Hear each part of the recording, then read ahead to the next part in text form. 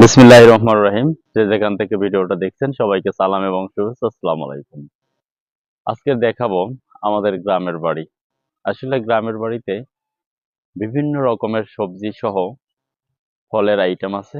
তো আসলে প্রত্যেকেরই উচিত এরকমটা অন্তপক্ষে করা উচিত। যেমনটা যদি দেখাই, আমার সামনেই দেখতে পারেন, এই যে এটি সাগর কলা গাছ। একটু দেখাও কলা গাছটার কত সুন্দর একটা ছড়া কলা বের হয়েছে।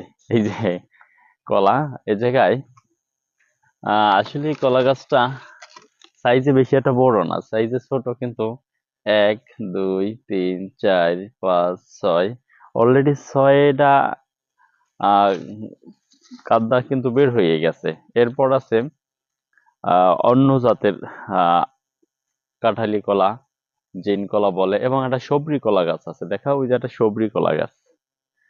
এরপর এই যে এটা সবজি উৎপাদনের জন্য এটা ঘের করা হয়েছে, এটা আব্বা নিজে পরিচালনা করেন।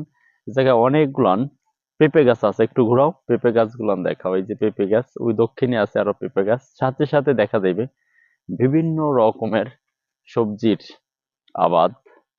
এখানে আসলে বিভিন্ন রকমের সবজি আছে, যে সবজিগুলান অনেকে চিনেন, অনেকে চিনেন না।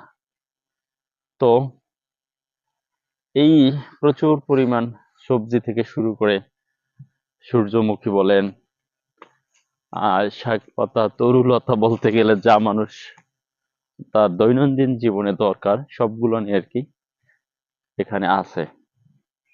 উৎপাদন করার ক্ষেত্রে আব্বা নিজের দায়িত্ব পালন করে। এই যে এগুলান আসলে বর্তমান নিজেদের খাবার জন্য, যে বৃষ্টি নাই, বৃষ্টি না থাকার কারণে কলমি শাকটা মূলত চাষ করতে হয়। সেই কলমি শাক, এটা হচ্ছে পুঁই শাক। এই যে পুঁই শাক, এই যে ঢেঁড়স, ঢেঁড়স। এরপরে হচ্ছে দক্ষিণ অঞ্চলেও আসলে আহ জমি কোথাও ফাঁকা থাকে না, এখানে চাষযোগ্য জমি সব চাষ করলেই হয়।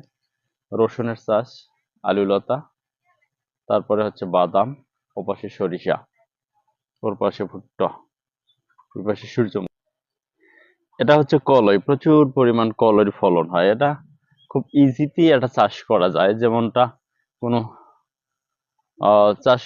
চাষ করার জন্য বাড়তি কোনো খরচ নাই। ধানের ভিতরে এই ডাইলগুলান ফলায়, এরপরে এখান থেকে অটোমেটিকলি ডাইলগুলান বড় হয়।